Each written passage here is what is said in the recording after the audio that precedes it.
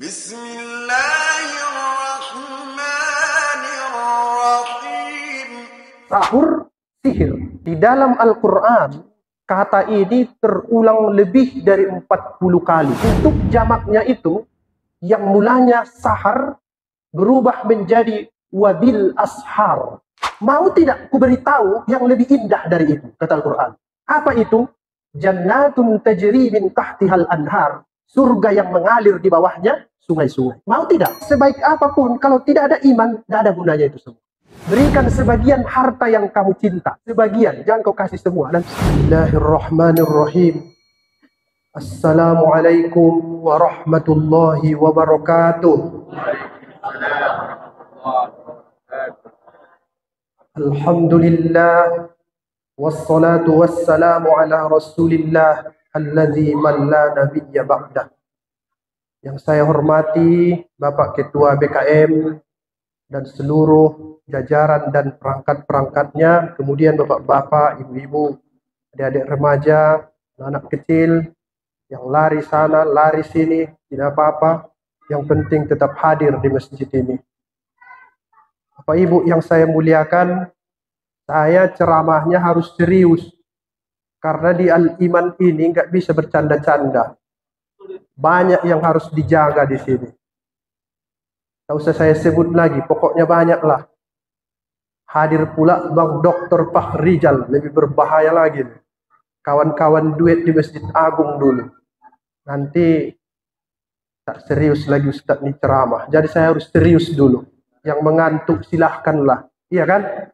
Tidak apa-apa, yang penting bertambah ilmu. Dan aneh, saya selama Ramadan ini, cuma di masjid ini jadwal saya 3. Di masjid lain 2 saja, ini 3. Sudahlah payah ceramah di sini, 3 pula jadwalnya.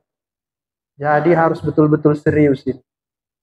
Bapak Ibu yang saya muliakan,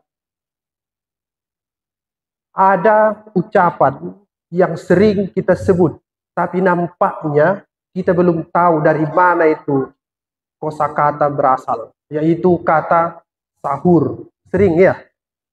Sahur. Itu satu akar kata dengan kata sihir sebenarnya. Iya. Sahur, sihir.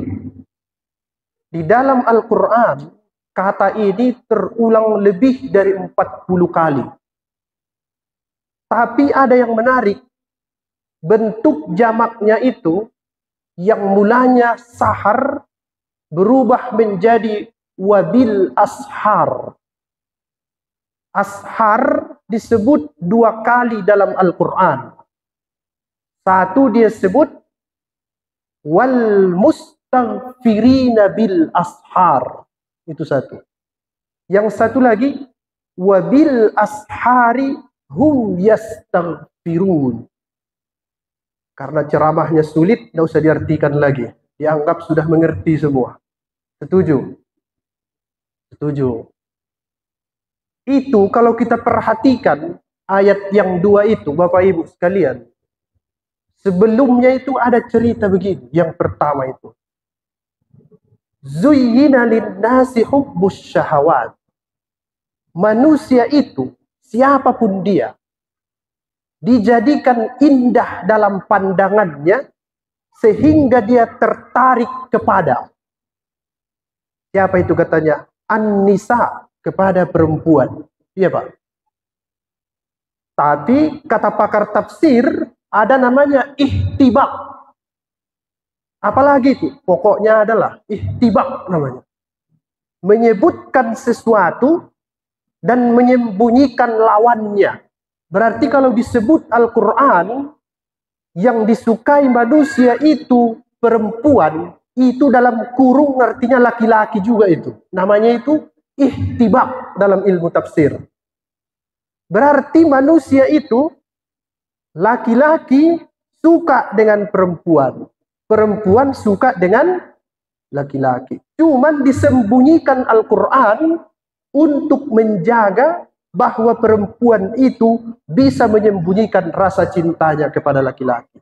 Nah, itu faktanya itu. Kemudian kepada siapa lagi? Wal banin. Manusia itu cinta kepada anak laki-laki.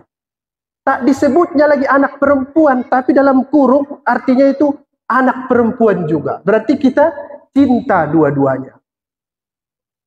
Seterusnya dia sebut wal qanatiril muqantarah. Manusia itu juga suka harta yang indah dan bertumpuk-tumpuk. Suka kita banyak harta. Setelah mereka dapat itu, apa yang mereka lakukan terhadap harta itu? Tafahur, saling membangga-banggakan. Itulah kita manusia ini. Suka kita membangga-banggakan anak. Aku banyak anakku, aku banyak hartaku, segala macam. Itu naluri manusia. Normal, tapi tidak cukup sampai di situ. Kata Al-Quran, Qul a'unabbi'ukum bi khairim min zalikum. Hei manusia yang suka kepada perempuan, suka kepada laki-laki, suka harta yang banyak, emas, perak, segala macam. Mau tidak ku beritahu yang lebih indah dari itu, kata Al-Quran. Apa itu? Jannatun tajri min tahtihal anhar. Surga yang mengalir di bawahnya sungai-sungai. Mau tidak? Baru dia katakan, supaya itu dapat, dia sebut alladzina yaquluna rabbana innana amanna. Kalau mau dapat itu, berdoalah kamu ucapkan innana amanna. Sesungguhnya kami beriman kepada Allah. Itu dulu. Karena sebaik apapun, kalau tidak ada iman, tidak ada gunanya itu semua. Alhamdulillah, semua ini beriman yang hadir pada malam hari. Saya lompat-lompat saja, karena panjang. Tadi amanah kultum, kuliah 7 menit, udah lewat. Dia sebut begini. Setelah itu kamu ucapkan apa lagi? As-sabirin was-sadiqin. Jadilah kamu orang yang sabar. Apa itu sabar? Menahan dirimu. Jangan kamu suka lepas-lepas, asik mau jalan-jalan aja tiap hari. Kau tahan dirimu. Nanti habis duitmu pusing kepalamu. Tahan. Ya, itu as-sabir itu menahan. Was-sadiqin, berucap selalu yang benar. Biarpun orang lain tidak nyaman. Ucapkan saja. Jangan senang-senangkan dia. Boleh minum minuman keras. Boleh, asal dia senang. Jangan. Jadi kamu as-sadiqin. Kemudian apa lagi? Wal qanitin. Jadi kamu orang yang patuh kepada Tuhan. Wal munfikin. Jangan kamu jadi orang pelit. Ya, jangan pelit. Berikan sebagian harta yang kamu cinta. Sebagian, jangan kau kasih semua, nanti miskin. Ya begitu kata Al-Quran. Sebagian. Nah, yang terakhir itu, inilah kata kuncinya. Wal mustaghfirina bil ashar. Dan beristighfarlah kamu kepada Tuhan bil ashar. Ketika sahur. Kapan itu? Sebelum sholat subuh, sebelum azan subuh. Pertanyaannya, mana yang lebih cepat kita kejar menghabisi nasi atau beristighfar di sahur itu? Silahkan dijawab masing-masing. Ada bukan itu, saya tidak makan nasi, rupanya dia nggak sahur, kelewatan semuanya. Sering itu, kenapa istrinya ketiduran, suaminya kelewatan, jadi satu keluarga nggak sahur. Wal mustaghfirina bil ashar, beristighfar Pak. Kapan waktu sahur itu? Ucapkan astaghfirullah, itulah yang paling singkat. Mari kita amalkan itu. Ini masih malam ke-16, masih ada waktu. Saya belum bangun itu Ustaz jam segitu, kata bapak-bapak. Datang anak muda, aku udah bangun jam segitu. Oh, kenapa kau bangun? Aku belum tidur dari tadi malam, katanya. Begadang dia. Wal mustaghfirina bil ashar. Ayo kita amalkan, beristighfar pas di waktu sahur. Ini yang saya bilang ini bukan materinya berat, mengamalkannya itu yang berat.